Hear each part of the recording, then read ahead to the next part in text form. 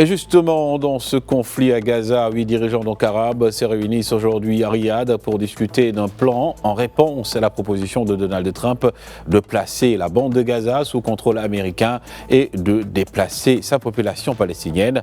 Pour évoquer cette situation, mesdames et messieurs, nous sommes avec Abdelatif Komat, doyen de la FSJES de Casablanca. Merci encore de répondre à notre invitation, monsieur Komat. Merci à vous.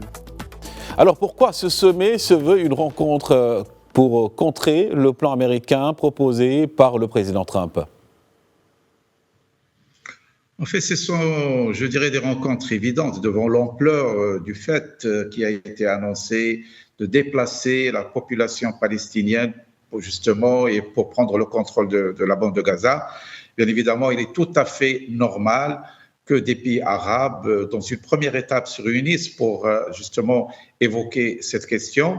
Il faut dire également, bien que c'est annoncé comme une réunion informelle, amicale, il s'inscrit parfaitement dans la préparation du sommet arabe qui est prévu au Caire le 4 mars. Et bien évidemment, c'est en fait au niveau de l'ordre du jour des sommets arabes depuis des décennies, la question palestinienne a été omniprésente.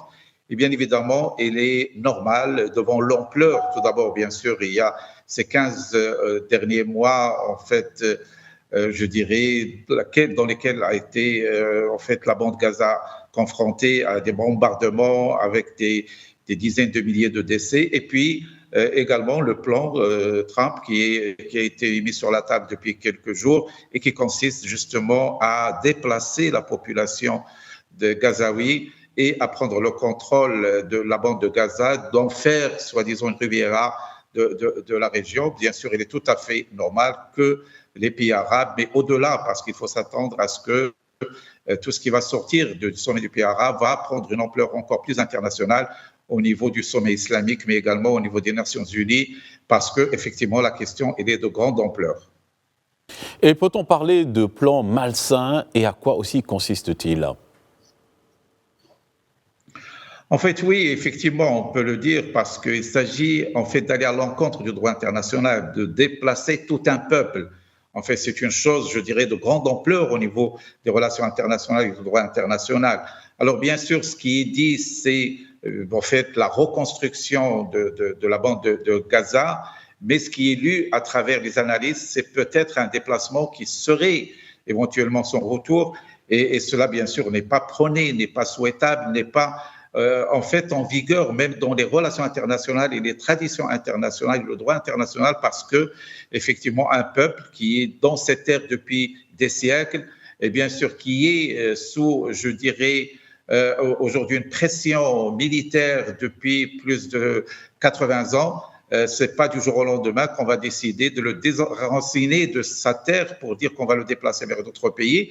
Et bien évidemment, il y a également la position des pays qui sont interpellés pour accueillir les Palestiniens, à savoir la Jordanie et l'Égypte, bien évidemment, qui ne sont pas d'accord pour des considérations, bien sûr, de solidarité, mais également de conformité à l'histoire. Et puis la population, en fait, la position de leur peuple, mais également la position du peuple arabe, du peuple islamique. Et donc, bien sûr, on a vu le tollé que cette décision plutôt à cette orientation, parce qu'aujourd'hui, je dirais, c'est objet d'un débat qu'il a créé, pas seulement au niveau des pays arabes et des pays islamiques, mais au niveau international. On a vu que les grandes puissances, notamment occidentales et d'autres pays, ont réagi à cette proposition pour dire qu'il est malsaine et qu'il ne s'inscrit pas dans justement le droit sacré international, mais également dans les traditions, dans les valeurs humaines. Et bien sûr, il faut s'attendre à une réaction qui va prendre de l'ampleur avec le temps. Aujourd'hui, nous avons devant un mini-sommet. Le 4 mars, le sommet des pays arabes. Et puis, bien sûr, il va y avoir une dimension encore plus internationale pour faire face justement à cette proposition, comme vous l'avez dit, qui est considérée comme malsaine. Professeur, le refus du déplacement des Palestiniens a fait l'objet d'un rare consensus arabe, mais des désaccords pourraient éclater sur la gouvernance de Gaza et le financement de sa reconstruction. Votre avis sur cette possibilité ? Alors, la question du financement, effectivement, c'est une question fondamentale parce que les Nations Unies ont évalué un budget de 53 milliards de dollars. Donc, c'est une somme énorme. Alors, bien sûr, il faut s'attendre à ce qu'il y ait un appel international, une conférence internationale, comme ça a été le cas pour les grands financements au niveau international. Donc, c'est un enjeu parce qu'il s'agit pratiquement de reconstruire la bande de Gaza. Tout a été détruit, l'infrastructure, l'eau, l'électricité, les aéroports, les routes et bien sûr les logements. Donc, tout cela suscite, bien sûr, une dimension financière très importante. Alors, bien sûr, il y a la question de la gouvernance également qui est posée. Aujourd'hui, c'est Hamas, mais en fait, aujourd'hui, il y a un appel à ce que peut-être la question de l'unification du Palestinien est revenue sur la table, parce que nous avons au niveau en fait de Gaza, nous avons Hamas, et puis au niveau du territoire sous autorité de l'autorité palestinienne et bien sûr des divergences au niveau de l'approche politique, au niveau de la gouvernance. Il va falloir unifier bien sûr le peuple palestinien. Et puis la question de est-ce que Hamas va continuer à dominer la bande de Gaza? Est-ce que il va y avoir, c'est l'autorité palestinienne qui va prendre le contrôle de la bande de Gaza? Est-ce que c'est un autre système de gouvernance qui sera posé? En tout cas, la question de la gouvernance est posée et il fera l'objet, en fait, bien sûr, il y a tout d'abord l'accord final qui est en train d'être négocié avec les États-Unis, Israël, les pays arabes et la Palestine, dans le cadre d'un cessez-le-feu permanent, mais également au-delà de ce cessez-le-feu, c'est carrément, je dirais, la destination de la gouvernance de cette région, et il est objet, que ce soit au niveau de la conférence des pays arabes, mais également au niveau des accords qui seront en train d'être préparés pour un cessez-le-feu durable. Tout cela va poser cette question, qui est une question qui a une dimension importante. Lors également de ce sommet, il sera discuté d'un plan égyptien de reconstruction de Gaza, composé de 3 phases, dont le relogement dans 3 régions temporaires, la reconstruction des infrastructures et aussi la relance du processus politique en vue d'une solution à 2 États. Qu'en pensez-vous ? En fait, oui, c'est un plan qui se tient parce qu'il y a 3 phases. Il y a la phase, bien sûr, de déblaiement, parce qu'il y a à déblayer, parce qu'aujourd'hui, les dégâts sur place, ils sont énormes. Et donc, il va prendre le temps de déblayer, de laisser la région tout d'abord propre pour qu'elle puisse être sujette à une reconstruction. La deuxième phase, c'est la reconstruction, et c'est à ce niveau-là qu'on a évoqué ce budget de 53 milliards de dollars, parce qu'il s'agit de pratiquement tout reconstruire.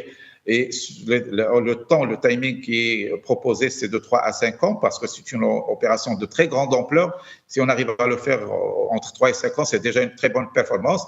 Et puis, bien sûr, tout cela doit s'inscrire dans le cadre d'une solution durable, selon ce qui a été instauré au niveau international, au niveau des Nations Unies, au niveau des sommets des pays arabes, des sommets des pays islamiques. C'est en fait une solution à 2 États, selon en fait les frontières qui datent de juin 1967. Ce sont des décisions qui sont actées à plusieurs niveaux, que ce soit au niveau continental, au niveau des pays arabes, au niveau des pays islamiques, mais également au niveau des Nations Unies, parce que en fait, on ne peut pas se permettre chaque période assez courte, de plus en plus, des guerres dévastatrices comme celle qu'a connue Gaza dernièrement. Je crois que l'humanité a besoin de trouver une solution, et la solution ne peut être que dans le cadre du droit international, à savoir les 2 États, dans le cadre des frontières qui sont prédéterminées, sur lesquelles la communauté internationale est d'accord. Et je crois que dans cette foulée de discussions, d'échanges, de négociations, il va falloir qu'il y ait une pression internationale pour qu'on puisse aller dans cette solution. Et par rapport à ça, déjà, très rapidement aussi, tous les acteurs régionaux savent qu'aucun plan alternatif ne peut inclure le Hamas.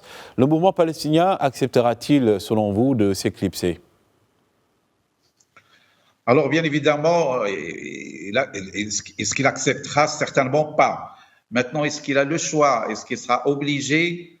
C'est la question à laquelle, en fait, on aura une réponse les prochaines semaines, les prochains mois. Il faut dire qu'il y a eu quand même des dégâts sur le plan au niveau du leadership, au niveau des moyens du Hamas. Alors maintenant, c'est une question dans laquelle il y a la dimension politique, la dimension sécuritaire, la dimension militaire. Alors bien sûr, il y a également la dimension idéologique. C'est une très grande question. Je crois que c'est l'intérêt du peuple palestinien qui doit primer.